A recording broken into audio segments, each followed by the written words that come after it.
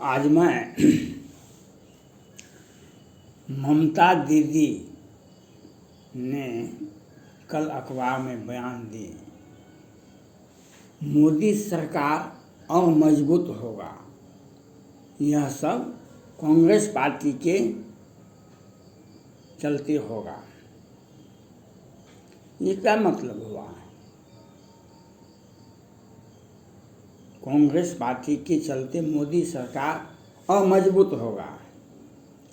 ममता दीदी जी जब केंद्र में मनमोहन सिंह की सरकार थी तो आपको कांग्रेस पार्टी से नहीं बनता था। आपको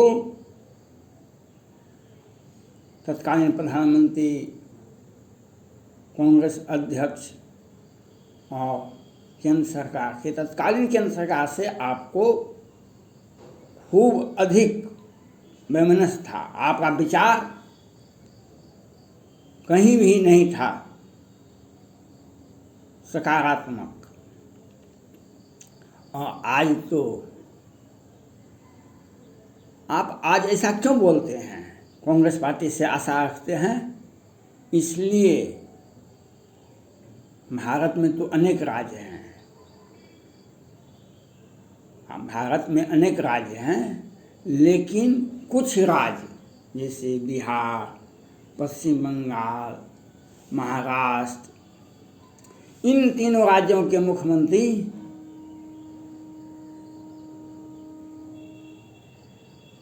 प्रधानमंत्री बनने के लिए होड़ लगे हुए हैं। प्रधानमंत्री बनने के लिए ममता दीदी को तो अपना पार्टी का बहुमत है। इन प्रकार हिंसा का तांडव होते रहता है, लेकिन बहुमत मिल जाती है। बहुमत मिल जाती है। बिहार सरकार को जदयू को आज तक कभी बहुमत अकेले बल पर नहीं बना है, लेकिन ये 15 साल से मुख्यमंत्री हैं। महाराष्ट्र प्रथम बार मुख्यमंत्री बने और 100 करोड़ का वसूली करने का टारगेट दिए। दिशा सालियान, सुशांत सिंह राजपूत, संदीप नाहर और मनसुख हिरेन केस में शिवसेना के कार्यकर्ता रहे और पुलिस सब इंस्पेक्टर सचिन वाजे ने कबूल किया। मुख्यमंत्री और गृह मंत्री ने हमें 100 करोड़ का टारगेट दिया। जो वर्षों से, सदियों से भूखा रहता है, वह कुर्सी पर बैठता है तो सरकारी खजाना को लूट करके होता है कितना कमा ले। आज ममता दीदी जी कहती हैं जो कांग्रेस पार्टी, इसका कहने का मतलब एक ही है। 2014 में बिहार के भी जदयू के राष्ट्रीय अध्यक्ष वशिष्ठ नारायण सिंह केसी त्यागी, और आज भी 1 महीना पहले भी जदयू ने कहा भारत के प्रधानमंत्री बनने के लिए नीतीश कुमार सबसे अच्छे योग्य व्यक्ति हैं। इन्हें बिहार विधानसभा में 40 सीटें हैं और लोकसभा में 16 सीटें हैं, और इसके पहले तो इनको 2 सीट मिला था लोकसभा में। यही सब क्यों कहते हैं? ये ममता दीदी जी, नीतीश कुमार जी और उद्धव ठाकरे जी कहते हैं केंद्र सरकार से हम विक्षुब्ध हैं, हमको कांग्रेस पार्टी नेता चुन ले, यूपीए गठबंधन का हमको नेता चुन ले, प्रधानमंत्री का हम उम्मीदवार बन जाएं, जिससे हमको घोटाला, हिंसा का केस, बहुत सारे केस चल रहे हैं, बहुत सारे आरोप प्रत्यारोप इन लोगों पर लगे हुए हैं, उससे हम बच जाएं और कांग्रेस पार्टी हमें सर्वसम्मति से प्रधानमंत्री का भावी उम्मीदवार चुन ले। इनका सोच ये है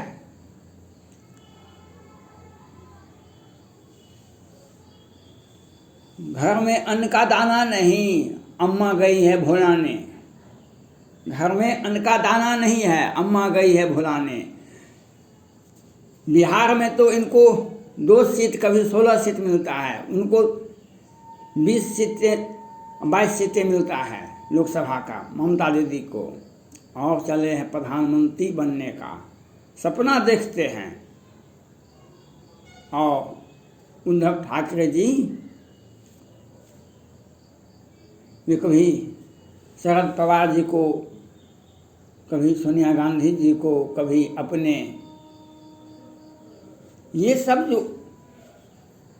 इन लोगों को है जो हमको यूपीए गठबंधन प्रधानमंत्री का सर्वसम्मति से नेता चुन लिया जाए।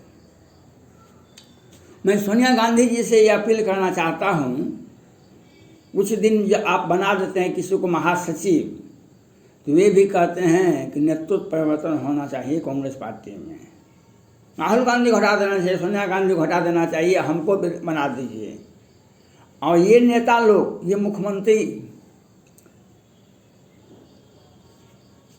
जो हिंसा,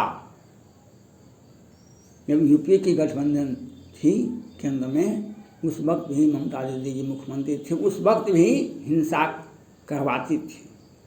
और 2019 से तो ये हिंसा का तांडव, सीबीआई का कोई महत्व नहीं है। कलकत्ता में आपने देखा 2019 में सीबीआई को अरेस्ट कर लिया था। सीबीआई ये धरना में बैठ गई थी ममता दीदी जी। और 2021 में लोकसभा चुनाव के पहले, लोकसभा चुनाव के बाद, विधानसभा चुनाव के बाद जो हिंसा का तांडव ममता दीदी ने जो किया, इसके लिए सुप्रीम कोर्ट को भी सोचना चाहिए था। और केंद्र सरकार की, माननीय प्रधानमंत्री नरेंद्र मोदी जी की ऐतिहासिक भूल थी जो 3 राज्यों के मुख्यमंत्री को बर्खास्त नहीं किया गया। 3 राज्यों के मुख्यमंत्री को बर्खास्त करना अति आवश्यक था। पश्चिम बंगाल में सैकड़ों लोगों को मारा गया, सैकड़ों लोगों को मारा गया, हजारों हजार को पलायन करना पड़ा, लेकिन कानून का राज नहीं था। नहीं, सुप्रीम कोर्ट ने भी संज्ञान नहीं लिए और केंद्र सरकार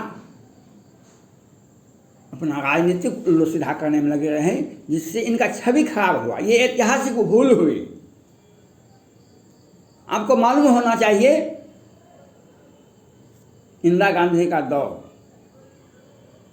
इंदिरा गांधी का दौर 10 मिनट के अंदर 9 राज्यों के मुख्यमंत्री को एक साथ बदल दिया गया था।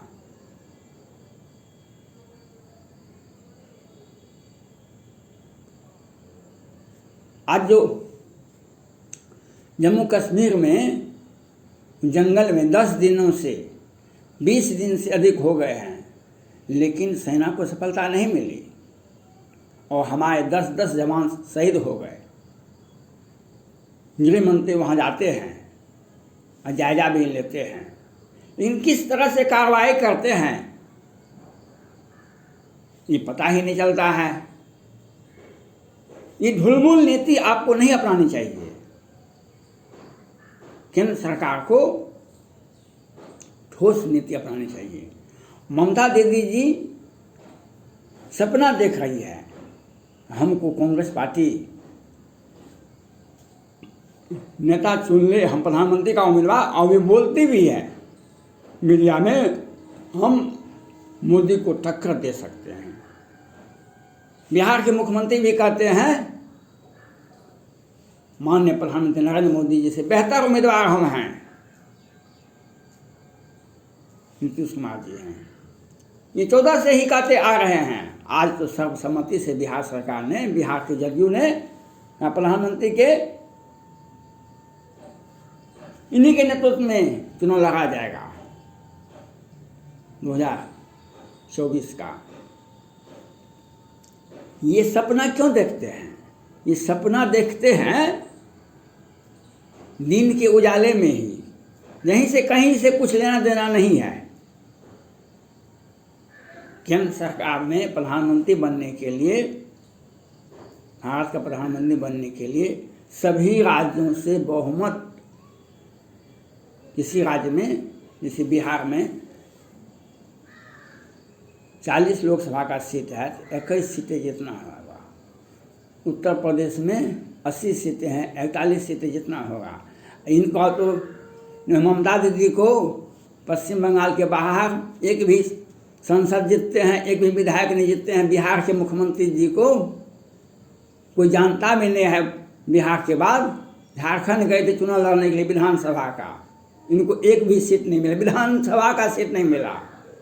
पश्चिम बंगाल गए थे चुनाव लड़ने के लिए, एक भी सीट नहीं मिला। एक एक विधानसभा के सीट में इनको 80 वोट मिला, 200 वोट मिला। और प्रधानमंत्री का सपना देखते हैं ये लोग। जो इन लोगों पर जो जांच हो रहा है,